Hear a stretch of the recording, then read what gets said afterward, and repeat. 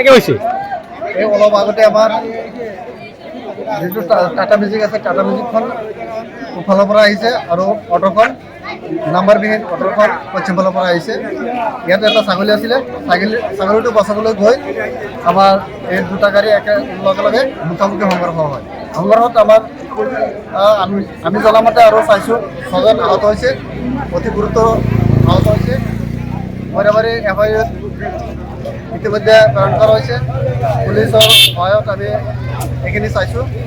এতিয়া আমি আমাৰ ৰাইজৰ ফালৰ পৰা এইখিনি মানে প্ৰশাসনক আৰু বিভাগীয় কৰ্তৃপক্ষক এইখিনি অনুৰোধ জনাম, যাতে আমাৰ নগাঁও আৰু বৰাগাঁৱৰ ৰাস্তাখিনি মূল ঘাটত এইটোৱে, এই ৰাস্তাখিনি 20 ফুট বা 22 ফুট ইয়াৰ ওপৰত নহয়।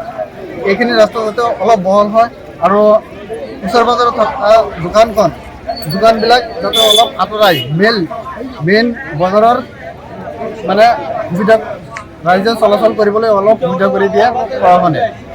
আৰু বিভাগীয় কৰ্তৃপক্ষই এই ৰাস্তাৰ কাষে বাহে থকা বজাৰৰ যিখিনি মূল চৰকাৰী মাটি আছে, এই মাটিখিনি মোকলাই ৰাইজক সুবিধাৰ কৰিবলৈ আৰু পাৰ্কিঙৰ ব্যৱস্থা কৰিবলৈ আমি প্ৰশাসনক আৰু বিভাগীয় কৰ্তৃপক্ষক অনুৰোধ জনাম। কেইজন মানুহে দুখ পাইছে আজি? আমি জনামতে 6জন মানুহে দুখ পাইছে, অতি গুৰুত্ব আঘাত হৈছে।